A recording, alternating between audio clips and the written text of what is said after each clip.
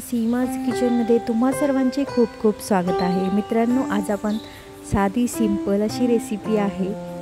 तुम्हाला आवडते का पहा, आणि जर आवडली तर व्हिडिओला नक्की लाईक करायला विसरू नका। त्याचबरोबर तुम्ही सुद्धा अशी करून पहा आणि कमेंट करायला विसरू नका। तसेच सबस्क्राइब केले नसेल तर सबस्क्राइब देखील करा।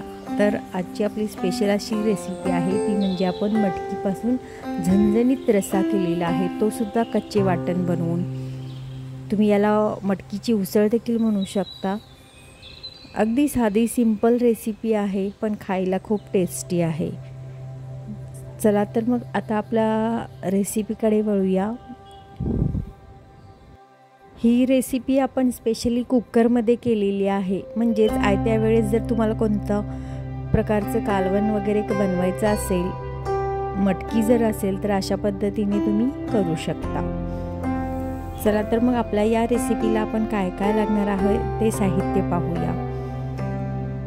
इथे मी मोड आलेली मटकी आहे, घरीच भिजवलेली आहे। थोडेसे याच्यात काळे चणे सुद्धा घातले, छान मोड आले। इथे आपण कच्च्या वाटणाचे साहित्य पाहूया। लसूण आहे 5 ते 7 पाकळ्या, अद्रक आहे 1 इंच, एक कांदा लांबट आकारात कापलाय, ओलं खोबरं आहे थोडंसं, आणि थोडी कोथिंबीर आहे मुठभर अशी। तर आता हे सर्व साहित्य आपण या मिक्सरच्या भांड्यामधून बारीक करून घेऊया। कच्चेच साहित्य इथे आपण वापरणार आहोत।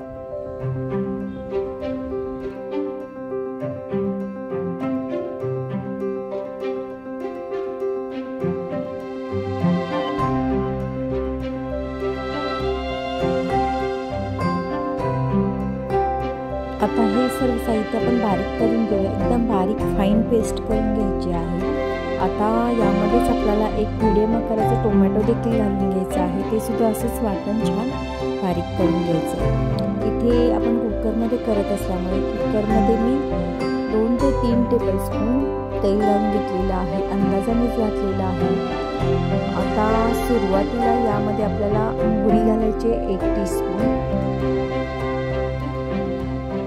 त्याचबरोबर 1 टीस्पून जिरे घालून घेतलेले आहेत। जिरे आणि मोहरी तेलामध्ये छान तडतडले गेले पाहिजेत। यामध्येच आता आपल्याला थोडंसं म्हणजे हिंग घालायचं आहे, एक चिमूटभर असं हिंग आपण याच्यामध्ये फोडणीत घालून घेणार आहोत।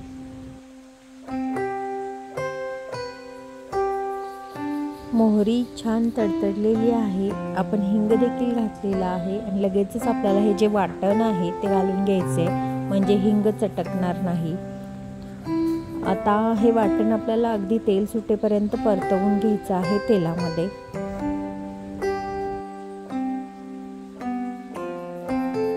आपण मसाल्यामध्ये पाणी घातलेले आहेत वाटण करत असताना, त्यामुळे आता हे थोडंसं उडत आहे, त्यामुळे आपण याच्यावर थोडंसं झाकण ठेवून देऊया।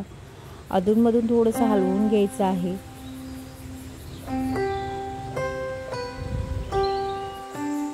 तुम्ही पाहत आहात मसाला छान भाजला जात आहे। आता याच्यामध्येच आपण जे पावडर मसाले आहेत ते घालून घेऊया। यामध्ये सुरुवातीला आपण घातलेले आहे अर्धा टीस्पून हळद पावडर, मिरची पावडर इथे मी 2 टीस्पून घालून घेतलेली आहे, तुम्ही तुमच्या अंदाजानुसार इथे घालू शकता, तिखट प्रमाण किती हवं आहे त्यानुसार। तसेच 1 टीस्पून इथे मी धने जिरे पूड घातली, आणि अर्धा टीस्पून इथे मी गोडा मसाला वापरलेला आहे। आता या मसाले घातल्यानंतर या मसाल्यांना देखील पूर्णपणे तेल सुटूपर्यंत आपल्याला हे परतवून घ्यायचं आहे। यामध्ये चवीनुसार मीठ घालून घ्यायचं आहे। मीठ घातल्यानंतर सुद्धा मसाले छान परतवून घ्यायचे आहेत। तेलामध्ये मस्त मसाले परतवून म्हणजे झाकण ठेवून आपण हे थोडे शिजवून घेऊया। पहा, मस्त असं हे मसाले भाजले गेलेले आहेत। अजून थोडा वेळ ठेवूया। जेवढे आपण मसाले भाजून घेऊ तितका आपल्या कालवणाला कलर आणि जो कट असतो तो येतो। आता या ठिकाणी मी 1/4 कप शेंगदाण्याचा कूट घालून घेते आहे, तो सुद्धा छान परतवून घ्यायचा आहे मसाल्यामध्ये। अगदी तेल सुटेपर्यंत सर्व मसाले हे छान परतले गेले पाहिजेत, अशा पद्धतीने हे आपण परतत आहोत। त्यानंतर यामध्ये जी आपण मटकी धुवून स्वच्छ करून घेतलेली आहे ती घालून घ्यायची आहे। तीसुद्धा या मसाल्यामध्ये पूर्णपणे मिक्स करून परतवून घ्यायची आहे। थोडा वेळ असंच आपण झाकण ठेवून देऊया 5 ते 10 मिनिट। परत एकदा आपण परतवून याच्यामध्ये आपल्याला आता मी जेवढा मसाला धुवून पाणी घेतलेलं आहे तेवढेच घालून घेते सध्या, कारण कुकरमध्ये जर आपण जास्त पाणी घातलं तर ते वरती येण्याची भीती असते, म्हणून इथे थोडं अंदाजानुसारच म्हणजे मटकी भिजेल इतकंच मी पाणी घालून घेते। त्यानंतर जितकं रसा आपल्याला हवा असणार आहे तेवढं फक्त आपण गरम पाणी घालून इथे रसा वाढवू शकतो। आता कुकरमध्ये करत असल्यामुळे मस्त पाणी मी घालून घेतलेलं आहे हवे तेवढे, आणि याच्या मी फक्त 4 शिटी करून घेणार आहे। मटकी जर असती तर मी फक्त 2च शिटी केल्या असत्या। याच्यामध्ये थोडेसे चणेसुद्धा घातलेले आहेत, त्यामुळे हे चणे शिजण्यासाठी मी 2 शिटी एक्स्ट्रा काढून घेते आहे, म्हणजेच इथे मी 4 शिटी करून घेणार आहे। आता आपली 1 शिटी तर झालेली आहेच आहे, अजून 3 शिटी झाल्यानंतर आपण गॅस बंद करून घेऊया आणि मग आपले हे मटकीचे जे कालवण आहे ते पाहूया। आपले कुकरच्या शिटी होतच आहेत, तोपर्यंत आपण मटकी कशी भिजवायची ते मी तुम्हाला थोडक्यात सांगते। मटकी सकाळी भिजवायची, संध्याकाळी तुम्ही एखादं जाळीदार असं भांडं असेल, प्लास्टिकचे भांडे बरेचसे मिळतात असे जाळीवाले, ते तशा एखाद्या भांड्यामध्ये ही निथळून घ्यायची आणि त्याच भांड्यामध्ये आपल्याला ती मटकी ठेवून घ्यायची आहे। आणि त्याच्यानंतर यावरती एक ओलसर असा कॉटनचा कपडा ठेवून द्या आणि त्याच्यावरती झाकण ठेवून द्या। सकाळी पहा अगदी मटकीला खूप सारे मोड आलेले असतील, खूप छान मटकी अशा पद्धतीने तुम्ही करू शकता। इवन असं जाळीमध्ये ठेवल्यामुळे मटकीला कोणत्याही प्रकारचा असा काहीतरी असा वेगळा एक साधारण डब्यात जर ठेवलं तर त्याचा कुबट असा वास येतो, तो वास येणार नाही। पहा आपले कालवण शिजलेले आहे, कुकरचं झाकणसुद्धा आपण काढून झालेलं आहे, मस्त अशी मटकी आपली तयार झालेली आहे। मला इथे हवा तेवढा रसा पाहिजे होता, म्हणून मी इथे थोडंसं गरम पाणी घालून घेतलेलं आहे। आता कुकरमध्ये कोणतंही कालवण जरी तुम्ही केलं तरी त्याला थोडा वेळ उकळवून घ्यायचं, म्हणजे याच्यावरती जी तरी असते ती खूप छान येते।